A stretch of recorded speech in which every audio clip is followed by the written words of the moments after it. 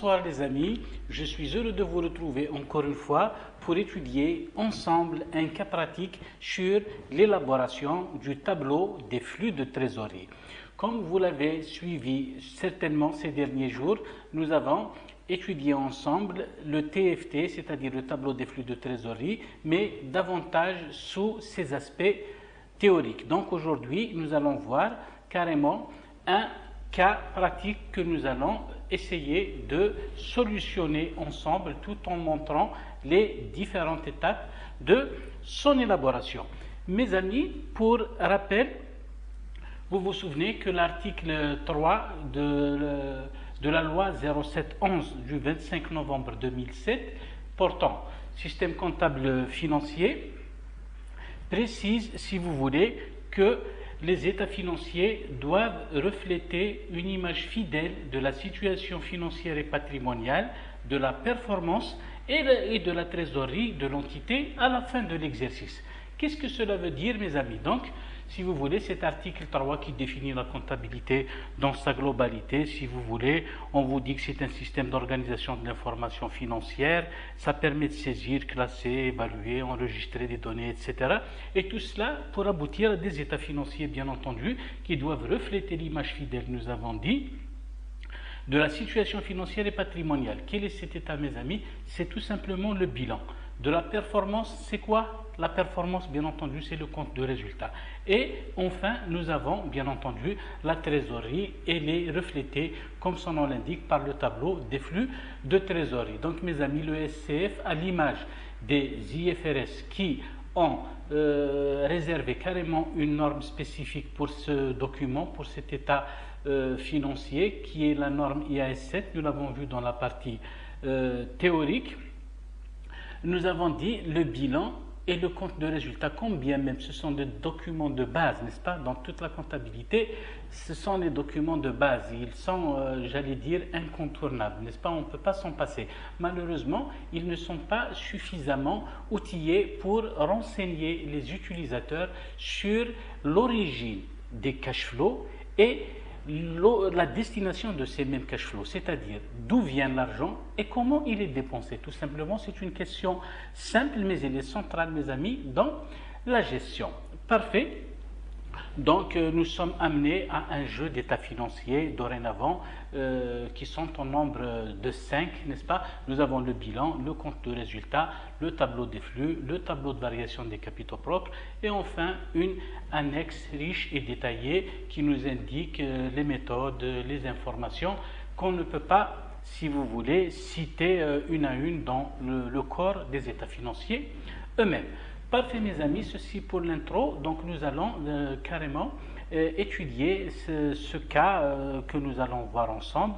Donc, il s'agit, mes amis, du cas de la SPA Nasri, n'est-ce pas, dans les bilans à la clôture de 2016 et 2015 se présentent comme suit. D'accord? Donc, ce sont des bilans classiques, n'est-ce pas? Vous avez 2016 et 2015. Vous avez l'actif à gauche et le passif, si vous voulez, à droite. Donc, à gauche, nous avons les immobilisations corporelles brutes, nous avons les amortissements et les immobilisations financières. Puis, nous avons le net, si vous voulez, pour les immobilisations. Et puis, en bas, nous avons l'actif courant représenté par les stocks, les clients et autres débiteurs, ainsi que la trésorerie. Donc, nous avons ces éléments à l'actif, bien entendu, des deux exercices 2015 et 2016, mais vous remarquerez ici, mes amis, pour 2015, il n'y a pas de trésorerie, vous l'avez sûrement remarqué ici, n'est-ce pas? Tout simplement parce que la trésorerie pour cet exercice 2015, mes amis, on la retrouve ici, c'est une trésorerie passive, c'est-à-dire ici, il s'agit en quelque sorte de facilité de caisse octroyée, si vous voulez, par la banque pour permettre à l'entreprise de financer ses besoins en fonds de roulement, d'accord? Donc, trésorerie passive, si vous voulez, c'est un crédit qui se renouvelle assez souvent pour permettre à l'entreprise, nous avons dit, en quelque sorte, de pallier au décalage qui est né, en quelque sorte, du cycle d'exploitation. Parfois, l'entreprise, bien entendu, elle achète les matières premières, elle achète ses marchandises, mais elle n'a pas encore vendu. Tant qu'elle n'a pas encore vendu pour assurer des rentrées de trésorerie, elle aura besoin d'un, si vous voulez, d'un coup de pouce en quelque sorte en matière de trésorerie. Et bien entendu, c'est la banque qui lui assure, si vous voulez, ce découvert bancaire ou bien ses facilités de caisse. Et en comptabilité, mes amis, on comptabilise la trésorerie passive, on comptabilise ces montants, si vous voulez, au crédit du compte 519 concours bancaire courant. Donc revenons maintenant aux éléments du passif, c'est également classique. Nous avons dans la partie capital, le capital, les réserves et le résultat net. Et puis nous avons d'autres éléments du passif. Nous avons les provisions, les impôts différés, l'emprunt ici il est à long terme, les fournisseurs et les autres dettes, ainsi que la trésorerie passive que nous venons de citer. Mes amis, je ne le répéterai jamais assez, vérifiez toujours l'équilibre de votre bilan. Vous avez 124 319 pour 2016 à l'actif, vous devez avoir le même montant au passif. Vous avez pour 2015 103 085 à l'actif et le même montant au passif, sinon vous ne pouvez pas aller plus loin si vous n'avez même pas assuré l'égalité au niveau de votre bilan, mes amis. Parfait. Donc voilà, on vous fournit également d'autres renseignements pour vous permettre d'élaborer votre TFT, c'est-à-dire votre tableau des flux. On vous dit, par ailleurs, on vous fournit les informations contenues dans le tableau suivant. Vous avez les encaissements reçus des clients et autres débiteurs. 157 624, c'est-à-dire, en gros, c'est le chiffre d'affaires, c'est les encaissements, c'est les activités ordinaires, courantes, opérationnelles de l'entité. Et puis, vous avez les sommes versées aux fournisseurs, au personnel et autres débiteurs. D'accord? Donc, c'est en d'autres termes ce que l'on doit payer pour réaliser ce chiffre d'affaires. Vous avez donc 132 347 en moins. Et votre entreprise, la SPA Nasri, mes amis, on vous dit qu'elle a dû payer 7 029 d'intérêts au cours de 2016. Bien sûr, il concerne 2016 ces données-là. Et puis, nous avons les intérêts encaissés sur placement financier. Donc, la société a fait des placements financiers. Elle a reçu à ce titre 4 563 kilodinars, si vous voulez, d'intérêts.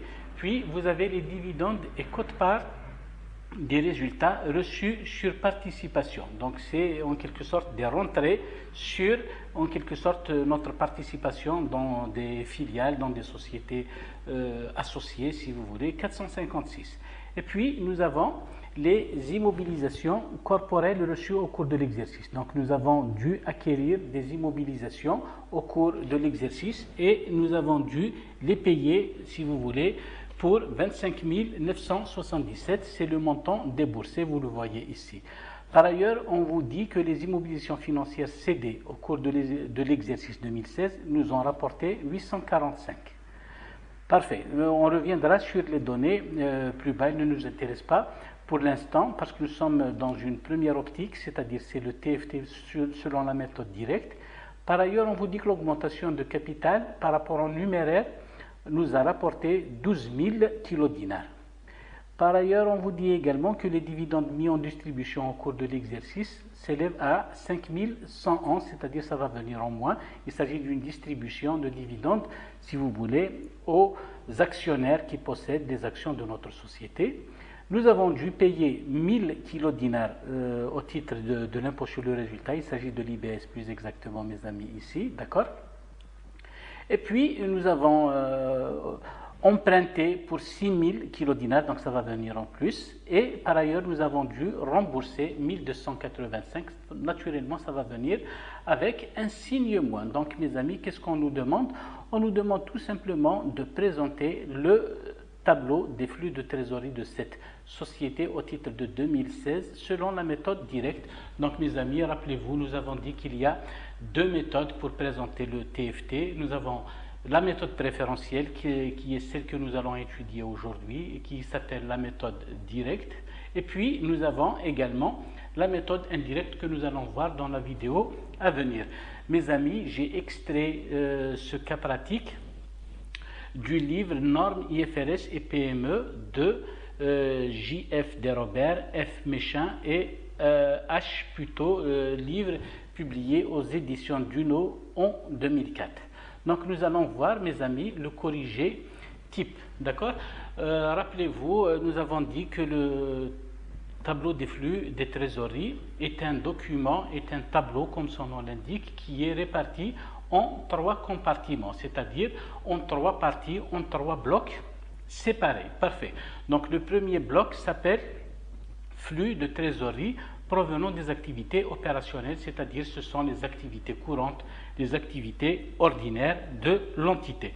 Donc mes amis, nous allons essayer de compléter ce tableau, si vous voulez, compartiment par compartiment, et nous allons essayer de commenter l'origine, si vous voulez, des montants que nous allons inscrire dans ces compartiments-là, dans chacun de ces compartiments. Parfait, donc nous allons maintenant mettre la couleur ici pour faire apparaître les chiffres.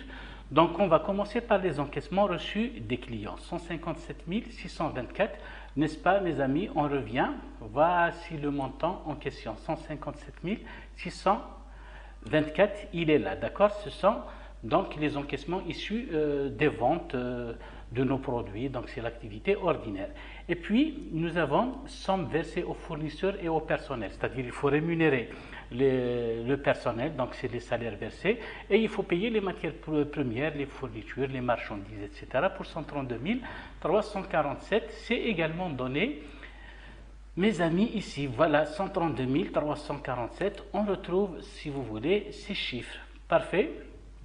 Donc on vous dit que les intérêts et autres frais financiers payés. Donc les intérêts payés par la société, par exemple, à ses créanciers, qui peuvent être des banques, qui peuvent être des organismes financiers ou autres. Ici, c'est pour l'exercice 2016 à 7029, et bien entendu, on les retrouve ici, vous les voyez bien. Donc ce n'est pas sorcier, mes amis. Toutes les données pratiquement sont puisées des documents comptables de la société. Et puis nous avons dit que nous avons payé au titre de l'IBS 1000, ça va venir avec un signement parce qu'il s'agit d'un décaissement, et les 1000 on les retrouve ici, mes amis. Nous avons fait lecture tout à l'heure de toutes ces données. Parfait. Et puis donc le total, mes amis, de ces flux, nous avons un flux entrant, c'est-à-dire il y a un encaissement, et 3 flux sortants, c'est-à-dire des décaissements.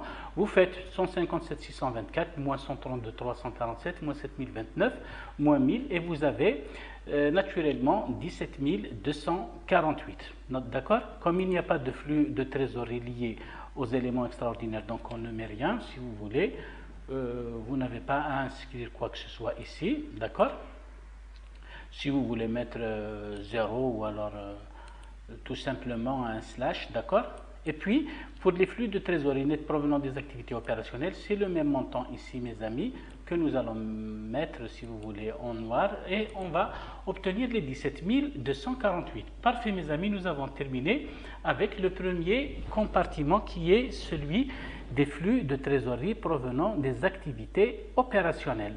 Passons maintenant, mes amis, aux flux de trésorerie provenant des activités d'investissement. C'est le deuxième bloc, mes amis, d'accord? Donc, tout juste après avoir terminé avec les activités opérationnelles, c'est-à-dire les activités ordinaires, celles qui génèrent, qui sont censées générer du cash, de la trésorerie pour la société, d'accord? Lorsque vous avez, mes amis, un flux négatif ici, c'est un mauvais signe, en quelque sorte, de la santé financière de l'entreprise, d'accord? Parfait. Donc maintenant, on va passer au deuxième palier. On va mettre de la couleur également, et nous allons essayer de dégager, en quelque sorte, les montants. Parfait. Donc nous avons dit que nous avons des décaissements sur acquisition d'immobilisation corporelle et incorporelle. Donc nous avons acquis des immobilisations pour 25 977. Il est tout à fait normal qu'on retrouve ça avec un signe moins, parce que pour acquérir des machines, des outils, des équipements, il faudra décaisser de la trésorerie. Donc on retrouve ici les 25 977. Parfait. Donc on va mettre ça en jaune pour les éliminer et les faire apparaître en même temps. Parfait. Et puis, nous n'avons pas d'encaissement sur cession d'immobilisation, n'est-ce pas? Nous n'avons pas cédé d'immobilisation corporelle et incorporelle. Nous n'avons pas Et également acquis d'immobilisation financière, donc on ne met rien ici. Et puis en quatrième ligne, si vous voulez, nous avons encaissement sur acquisition d'immobilisation financière. Nous avons encaissement, nous avons acquis des encaissement sur acquisition des immobilisations financières, 845. 845, on a le montant ici, n'est-ce pas? Parce que nous avons cédé des immobilisations financières, donc forcément, il y aura un encaissement, ça va venir renflouer notre caisse, mes amis. Donc voilà les 845, le compte est bon. Et puis, nous avons encaissé des intérêts sur placement financier. Nous avons dit que notre société a effectué des placements financiers, lesquels placements ont rapporté à la société, si vous voulez, des intérêts de l'ordre de 4563. On recherchera ce montant ici. 4563, voilà le montant, mes amis, d'accord? On le met en jaune, idem, pour nous en souvenir. Et puis, dividendes et quote-part de résultats reçus. Mes amis, là, ce sont des actions, ce sont des titres que nous détenons dans des filiales, dans des entreprises associées et qui nous ont rapporté, si vous voulez, 456 kilodinars de dividendes. Donc, on va les mettre ici avec un signe plus. On va les rechercher tout à fait en haut, 456. On retrouve le montant ici, mes amis. On le met également en jaune pour nous en souvenir et laisser une trace, si vous voulez, de ces montants. Parfait. Donc, mes amis, nous venons de terminer avec le deuxième compartiment, qui est le compartiment des activités d'investissement. Vous voyez bien qu'il s'agit d'immobilisation corporelle et incorporelle, qu'il s'agit de titres détenus à long terme, donc des actions, etc. Il s'agit de dividendes payés, etc. Donc, ça concerne pratiquement toutes ces opérations concernent les activités d'investissement. Donc là, on va mettre en noir pour dégager, mes amis, un solde en quelque sorte ou une variation ou encore un flux net de trésorerie issu des activités d'investissement. D'accord? Donc, mes amis, nous avons un premier solde, nous avons un second. Il nous reste bien entendu le dernier compartiment. Mes amis, comment on l'appelle? C'est le compartiment ou bien, si vous voulez, le bloc des activités de financement, d'accord? Donc, dans les financements, les activités de financement, on retrouve, si vous voulez, les augmentations de capital, on retrouve les dividendes et les autres distributions effectuées, ainsi que les encaissements provenant d'emprunts et les remboursements au titre, si vous voulez, des sommes empruntées, d'accord? Il est tout à fait normal que nous remboursions les sommes que nous avons empruntées auparavant. Parfait. Donc, nous allons également, dans les mêmes conditions, mettre cela en noir et expliquer ces montants. Mes amis, notre société, en 2016, a procédé à une augmentation du capital. Donc, elle a émis des actions nouvelles acquises par des actionnaires, divers épargnants, si vous voulez. Donc, les 12 000, on va les retrouver parmi les données que nous avons déjà communiquées tout à fait haut. Augmentation de capital par rapport au numéraire, d'accord? C'est de la trésorerie. Elle est venue renflouer nos caisses, si vous voulez. Donc, ça va être avec un signe plus 12 000. Parfait. Et, bien entendu, nous avons dividendes et autres distributions effectuées. C'est nous qui avons payé des dividendes, si vous voulez, à des sociétés détentrices de nos actions. Donc, nous avons dû payer 5 111 au titre de l'activité de financement. On recherchera ce montant, s'il vous plaît, mes amis, ici. Et le voilà, 5 111. On le met en jaune pour nous en souvenir. Et puis, qu'est-ce qui nous reste maintenant? Il nous reste les 6 000 qui concernent l'encaissement provenant d'emprunts. Donc, en 2016, la société a dû recourir à un emprunt, et donc elle a dû emprunter 6 000 kilodinars qui viendront renflouer ces caisses. Donc, on va les porter avec un signe plus, et on va les rechercher toujours dans le tableau des données pour, bien entendu, un plus de traçabilité pour une meilleure visibilité. Parfait. Donc, il ne nous reste ici que les remboursements d'emprunt pour 1285. Vous voyez ici, c'est avec un signe moins. On retrouve le même montant, mes amis, 1285. Ici, toujours avec un signe moins. Et bien entendu, ici, on va retrouver, mes amis, le flux net de trésorerie pour le compartiment, pour le bloc des activités de financement. Donc nous avons, si vous voulez, un troisième solde, n'est-ce pas? Nous avons le premier solde qui est là, 17 248 pour les activités opérationnelles, le second, 20 113 pour les activités d'investissement, et enfin le troisième pour, mes amis, les activités de financement. Parfait, donc on vous dit ici s'il y a d'éventuelles incidences de variation des taux de change de taux de change sur liquidité, si vous voulez, c'est pour les sociétés en quelque sorte qui ont des activités extraterritoriales. Donc s'il y a éventuellement des taux de change, des taux de conversion, donc on va inscrire ici, si vous voulez, les montants, ce qui n'est pas notre cas, nous n'en disposons pas ici, donc on n'inscrit rien. Et là, mes amis, on vous dit que on doit inscrire la variation de trésorerie de la période, c'est-à-dire le compartiment opérationnel, investissement, et c'est pour le financement. Donc, on va retrouver, mes amis, on va inscrire ici, on va inscrire le montant ici, 8 739. Bien entendu, il s'agit d'une sommation arithmétique, n'est-ce pas? C'est bien simple. Il suffit d'ajouter les montants entre eux. Excusez-moi, on va inscrire le tout. On va transformer ça dans une couleur noire qui soit apparente. D'accord? Donc les 8 739, mes amis, il ne s'agit ni plus ni moins que la somme algébrique, ou bien, si vous voulez, l'opération arithmétique simple qui consiste à additionner un à un les soldes ou bien les flux nets de trésorerie issus de chaque bloc. 17 248, nous avons dit, c'est pour les activités opérationnelles, moins 20 113 pour les activités d'investissement, et plus 11 604 pour les activités de financement. Parfait. Donc là, mes amis, l'objectif si vous voulez, des états financiers, c'est de faire coïncider le solde net ou bien le flux net de trésorerie de chaque compartiment, de chaque bloc.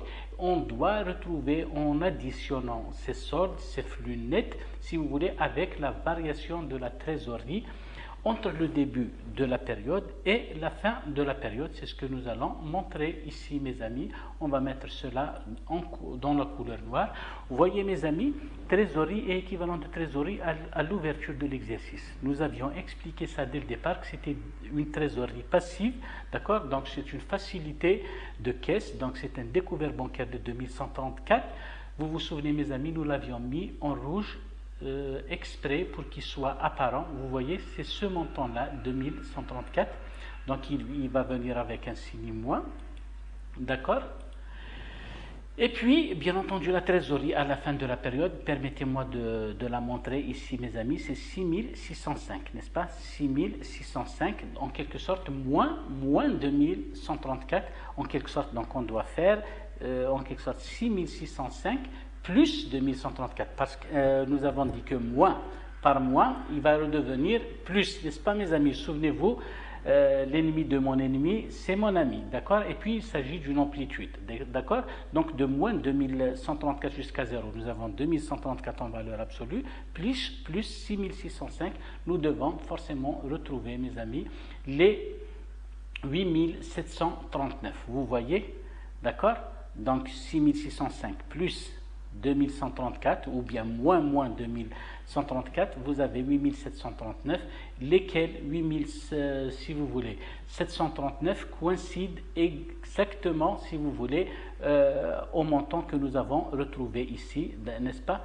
On va les mettre en jaune pour nous en souvenir, pour qu'ils soient visibles. Donc notre, si vous voulez, tableau des flux de trésorerie, on peut s'assurer, mes amis, qu'il est tout à fait exact et correct, d'accord? S'il y avait une erreur, elle serait signalée à travers le décalage entre ce montant et celui-ci, d'accord?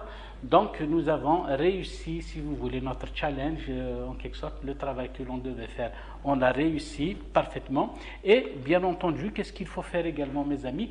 En dernière ligne carrément du TFT, on vous dit qu'on doit rapprocher les 8739, si vous voulez, la variation de la trésorerie, entre le début et la fin de la période avec le résultat comptable, d'accord? Il est vraiment, j'allais dire, exceptionnel pour que ça tombe tout à fait exactement, tout simplement parce qu'il y a des opérations, si vous voulez, connues qui n'ont pas d'incidence sur, si vous voulez, la trésorerie de l'entreprise. Nous en parlerons dans la deuxième version du TFT et qui s'appelle, si vous voulez, le tableau des flux de trésorerie par la méthode indirecte. Nous allons adopter une démarche tout à fait autre. On partira du résultat justement de l'entité et on va revenir par élimination des opérations qui n'ont pas d'incidence sur la trésorerie. On va revenir, si vous voulez, jusqu'à la variation de la trésorerie. Voilà mes amis, donc retenons que le tableau des flux de trésorerie est un tableau central pour comprendre d'où émanent les flux de trésorerie